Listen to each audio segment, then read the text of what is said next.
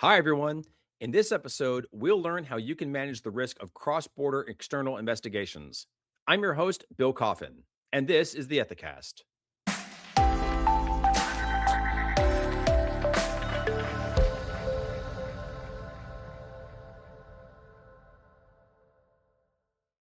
One of the most pronounced concerns of the 2026 risk landscape so far is that of external investigations that involve multiple jurisdictions. Many businesses operate on an international, multinational, or global basis, and if they don't, their third party suppliers and partners certainly do. At the same time, a worldwide fracturing of regulatory expectations, enforcement paradigms, and legal controls have made the threat of a cross border investigation an even greater risk than it has been traditionally. For any business facing the possibility of dealing with legal troubles that span jurisdictions, there has never been a better time to prepare in advance than right now. Joining us this episode is Sagarika Chakraborty, CEO, India and Gulf, and Global Head of Investigations of Iris Consulting, the largest Indian digital risk and intelligence consulting firm. Saga is based in Mumbai, and her strong foundation in law, investigative practice, and strategic risk consulting brings nuanced expertise in fraud investigations, due diligence, financial analytics, and insider threat mapping, having built and delivered bespoke investigative models for national organizations and banks. She is a passionate advocate for youth leadership and women's empowerment, and she's also an award winning author, policy contributor, and speaker at global platforms, including UNESCO. Saga, welcome to the Ethicast. It's an honor to have you here today. Thank you, Bill. It's an equal honor to be presented on the show and to interact with your audience. My first question for you is how serious is the risk of cross border and external investigations today, especially where jurisdictions are no longer as aligned as they once were? And do you see this risk changing anytime soon? Well, the answer to both the main question, and the sub question is yes. And it is most important today. It has never been more important. If COVID has taught us anything, it is that the world is much more cohesive and closer than we actually think. So, sitting at one place, a click of a button, I'm able to incorporate a company in another jurisdiction. Today, we have jurisdictions, the term tax havens is no longer a misnomer during our conversation. Earlier, whenever somebody used to mention, okay, a tax haven, a tax safe place, we used to look at that person with skepticism. Today, it's an acceptable part of the conversation, right? And you have to understand that once it gets acceptable part of the conversation, that means that you're dealing with a jurisdiction which has a completely different set of laws and compliances than the jurisdiction you operate in. So when a fraud happens or when an investigation actually happens, a company may just think that they're investigating into a person or a third party based out of US or UK, wherein the actual roots may be in Panama, maybe in GCC countries in Africa. So yes, so the world is truly our oyster now. And each of these jurisdictions are complicated, each of these jurisdictions are unique, and yes, each of these jurisdictions are beautiful in their own rights. So it's very, very important today. How should organizations prepare in advance for cross jurisdictional investigations? And in particular, how would you recommend the legal department and the compliance department work together? So I guess that today organizations first need to accept that an investigation is not really a negative term. What we tell our clients, and I personally tell this to everybody, that just because you are investigating, you are not witch hunting. There's a difference. We are fact finders as investigators. And that is exactly why we trust people, but we want to verify. The moment you have this in your mindset, the inherent mindset, investigations becomes a collaborative approach wherein teams are not skeptical about sharing information with each other, wherein the compliance team is not testing the investigating team, or the legal team is saying that no, this is a privilege, I will not privileged information which I will not be sharing. So the first thing organizations need to see is that everybody is on the same page. There are no documents or no information which is kept away from the core teams whose ultimate objective is the same. That is number one. Number two is understand that whether you think that just because your investigation has started from UK, you only need to be, aligned by the UK laws. Because you may need to defend that investigative report in 5 other jurisdictions wherein you're finding evidence. So that is why whenever you're having a legal strategy, make sure that your legal strategy is localized for your investigator to be able to do a back end tracking or a back calculation as they used to teach us in school, and ensure that the scope that is basically being drawn up at the very outset is robust. What are some of the key challenges in running an internal investigation across jurisdictions, especially when issues like privacy are involved? And do you have any best practices you can recommend for organizations that are doing all this for the first time? Absolutely. See, organizations frequently assume that internal authority extends across borders, which is not true. Your team, which is sitting in a different jurisdiction, may be covered by your company code of conduct, but they are also covered under the local labor laws wherein your local company is actually registered. So to be able to map that difference and to be able to respectful to the privacy concerns is something that organizations need to discover at the very outset.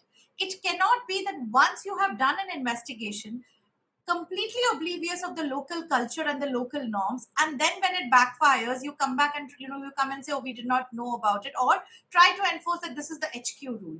Mhm. And I say this because I work across multi jurisdictions, specifically jurisdictions like GCC, okay, Gulf, which is very different in terms of their privacy norms, in terms of their, the cultural norms, in terms of what you can ask and what you cannot ask.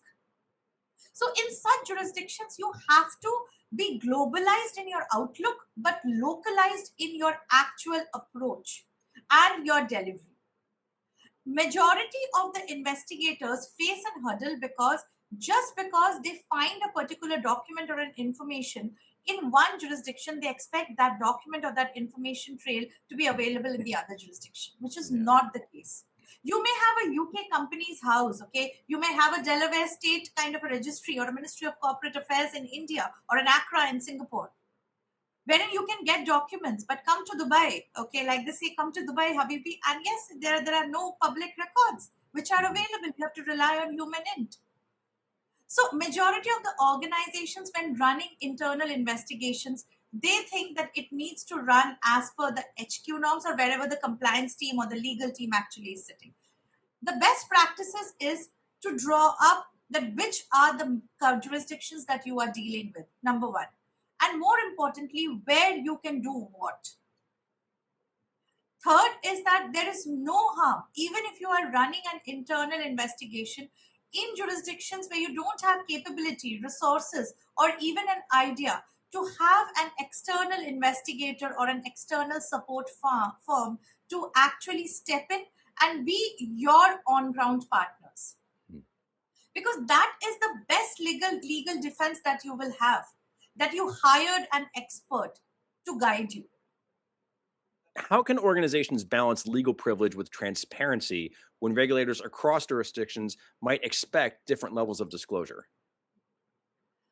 See, again, generally organizations where legal team is, giving out an investigation mandate, they assume that privilege is associated with everything investigative because the mandate is coming from the legal team. And I say this as a lawyer. I'm one of those who moved from law to investigation. So yeah, I have seen both sides of the world. Okay, as a part of the legal fraternity, yes, we have that shield or that cover of privilege, which is there, and it is a very very powerful shield that we have. But unfortunately, investigations do not come with that shield in majority of the jurisdictions. So that is why we need to understand, okay, how to separate the fact finding from the legal analysis from day one. You have to understand that sometimes what an investigator finds is to help in making the legal strategy rather than what is to be put in the legal brief. Sometimes you have to be innovative to understand that I am armed with this particular information that I can use in a cross question. One of the biggest things that I really face is that I'll give you a case wherein we were dealing with this case in Middle East, and Middle East is a closed jurisdiction wherein you can actually have very limited public records. Hmm. But we did on ground intelligence and we did source interviews, and wherein we found a lot of incriminating information which was corroborated across the different sources. When we took it back to a lawyer, okay, who was to represent, and this was a UK firm, the first thing the UK lawyer asked me was that, where is the evidence? Okay, how do I present this in the court of law? The court is not going to. So again, putting on the legal hat, if you have privilege, you also have presumption of doubt, which is an equally important and a very, very powerful tool. Hmm. And armed with intelligence, you are telling the court that I have a doubt that this has happened. So I request the court to call for these particular four information, which the court can do officially. And that is exactly what the lawyer did. Hmm. So under the mandate, the third party supplier was forced to disclose. And yes, it exactly came out as per the intelligence which has pointed out. In fact, it was much more. So whenever we are talking about this privacy concerns or evidence concern or what can stand in the court of law, don't look at everything from an evidentiary value that can immediately be filed. Don't look at everything that has a cover of privilege. First, look at the investigative report as Hmm. a dossier of fact finding. It tells you where you stand, it tells you what are the odds in your favor, and it tells you that what you should be careful about. So, like in B school, okay, or in management classes, you're taught do the SWOT analysis. Hmm. You will exactly know what are the threat parameters that you shouldn't even get into in the court of law. Because, quite often or not, investigations are not often one sided. Like, there are times when, yes, there has been a miss by even your own employees, which has led to the escalation. And no, I'm not saying always there is an ethical concern, but there may be a oversight. We are all humans at the end of the day. So treat that dossier as a fact finding dossier that will tell you what exactly happened. And once you know what exactly happened, what works in your favor, what doesn't work in your favor, only then please put on your legal hat and analyze it.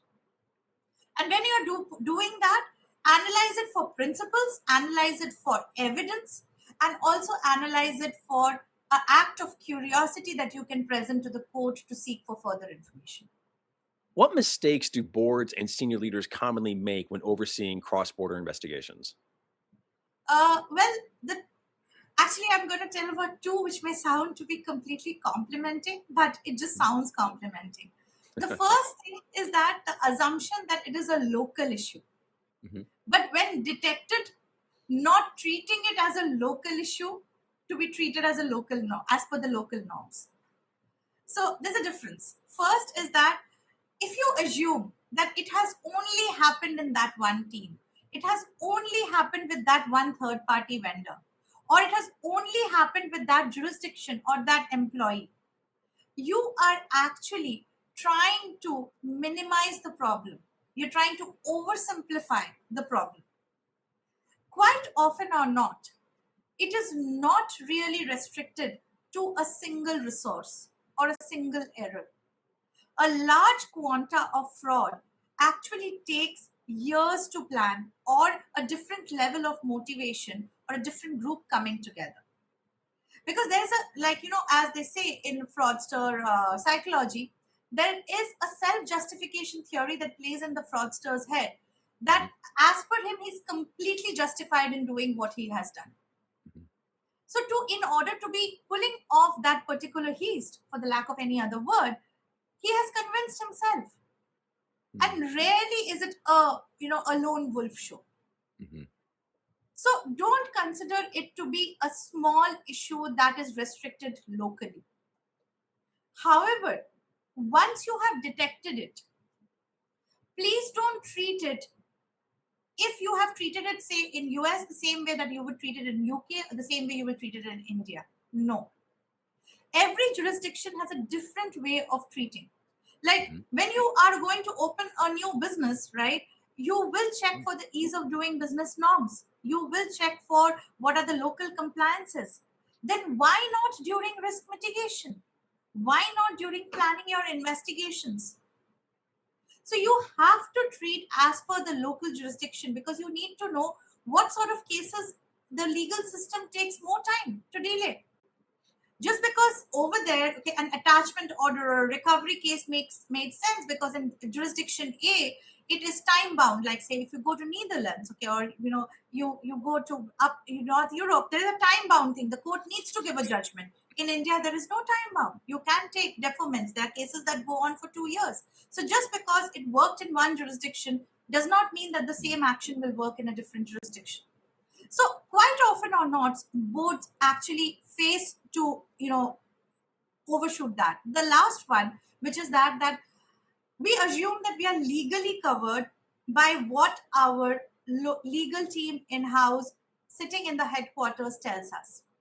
Are you legally covered the way investigation was done locally in a jurisdiction where you have a branch office? So the term legally covered also needs to be hyper localized when you are deciding on a scope, when you are deciding on a methodology that needs to be undertaken for every investigation. Well, Saga, thank you so much for shedding so much light on this complex topic. I know that there's a lot of people in the ethics and compliance community that are going to find your insights on this extremely helpful. So, again, thank you very much for joining us today. Thank you. It was a pleasure. To learn more about how Iris Consulting can help your organization seamlessly integrate security into business strategy and ensure that risk management becomes a catalyst for growth rather than a challenge to overcome, please visit irisconsulting.com. That's IIRIS consulting.com. And make sure to follow Saga on LinkedIn as well. We'll provide a link to her profile in this episode's show notes. And for more on cross jurisdictional investigations, be sure to check out our related episode, Inside the 2026 Global Disputes Forecast, which we'll link to in the show notes. There's also plenty of material on this topic in the Ethisphere Resource Center at ethisphere.com/resources. Thanks for joining us. We hope you've enjoyed the show. For new episodes each week, be sure to subscribe to us on YouTube, Apple Podcasts, and Spotify. And if you haven't already, please follow Ethisphere on LinkedIn to learn more about how we help organizations measure and improve their ethics and compliance programs. Together, we can make the world a better place by advancing business integrity. That's all for now. But until next time, remember, strong ethics is good business.